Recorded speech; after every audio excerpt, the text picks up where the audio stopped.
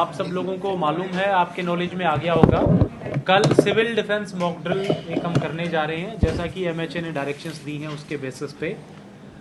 इस mock drill का purpose है कि जो हमारे सिविल डिफेंस वॉलंटियर्स हैं, एनसीसी एनएसएस के लोग हैं, उनको हम अवेयर रखें और किसी भी प्रकार के डिज़ास्टर या इस तरह की सिचुएशन बनती है तो किस तरीके से रिएक्ट करेंगे, और सिटीजन्स को भी इसके बारे में जागरूक करें।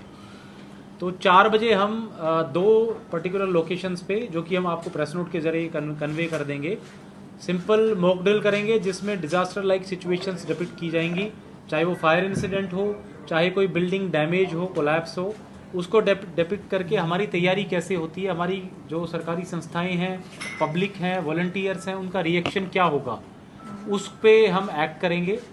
और उसके बाद 7:30 बजे हम ब्लैकआउट का एक रिहर्सल करेंगे।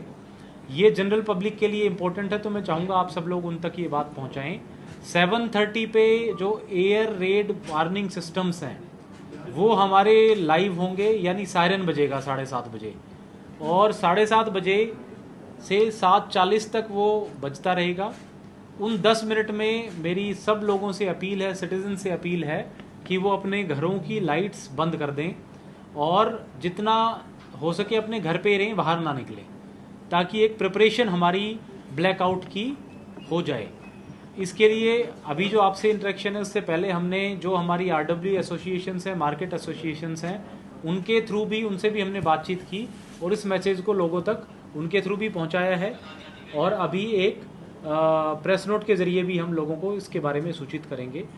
तो सब लोगों तक मैं ये मैसेज फिर से पहुंचाना चाहता हूं कि 7:30 से लेकर के 7:40 तक कल 7 मई को एक ब्लैकआउट होगा, जिसमें उनको जैसे ही अलार्म बजती है तो उनको लाइट्स ऑफ रखनी है। विशेष करके घरों की लाइट्स, अगर वो इन्वर्टर्स पे हैं, डीजी सेट पे हैं, उसको भी उस प्रकार से मैकेनिज्म कर लें कि वो लाइट बंद रहें। अगर लोग कहीं बाहर हैं और उनको किसी वजह से घर पे नहीं रह सकते, उनको ज़रूरी काम से बाहर जाना पड़ता है, तो वो अपनी गाड़ी को कहीं साइड में पार्क कर लें और गाड़ी के जो हेडलाइट्स हैं, लाइट्स हैं, वो भी बंद कर लें। मार्केट के जो लोग हैं उनसे भी हमने अपील की है कि वो भी, दुकानदार भी, मार्केट में, मॉल्स में, सब जगह शॉप्स में वो लोग 10 मिनट अपनी लाइट्स बंद रखें।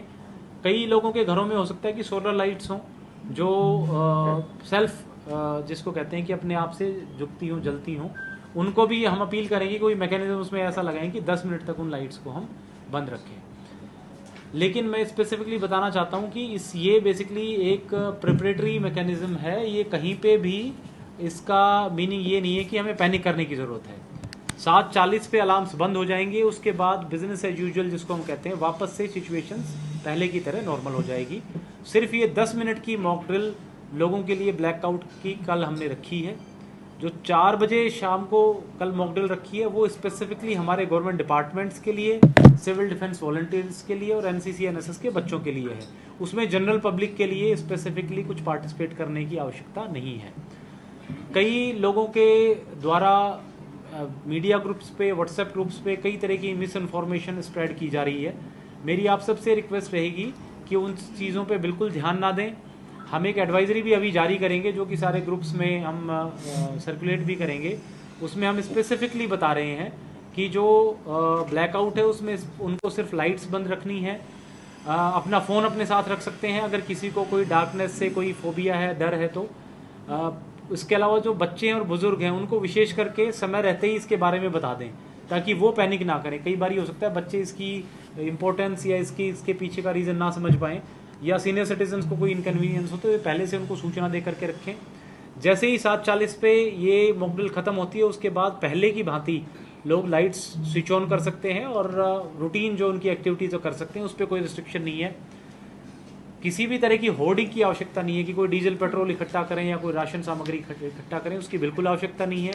अफवाहों पे बिल्कुल ध्यान ना दें। जो हमारे ऑफिशियल प्रेस रिलीज़ हैं या हमारे जो ट्विटर हैंडलर्स हैं, जो ऑफिशियल कम्युनिकेशन ग्रुप्स हैं चंडीगढ़ एडमिनिस्ट्रेशन के, उसको फॉलो करते रहें ताकि उस पर ऑथेंटिक इन्फॉर्मेशन आपको मिलेगी। जिम्मेदार नागरिक होने के नाते मेरी ये भी सब लोगों से अपील रहेगी कि जो सोशल मीडिया ग्रुप्स हैं या बाकी और कम्युनिकेशन चैनल्स हैं उन पे मिस इन्फॉर्मेशन स्प्रेड ना करें। किसी इन्फॉर्मेशन को तभी आगे फॉरवर्ड करें जब वो आपने उसकी ऑथेंटिसिटी चेक कर ली हो और वो बिल्कुल जेन्युइन इन्फॉर्मेशन हो।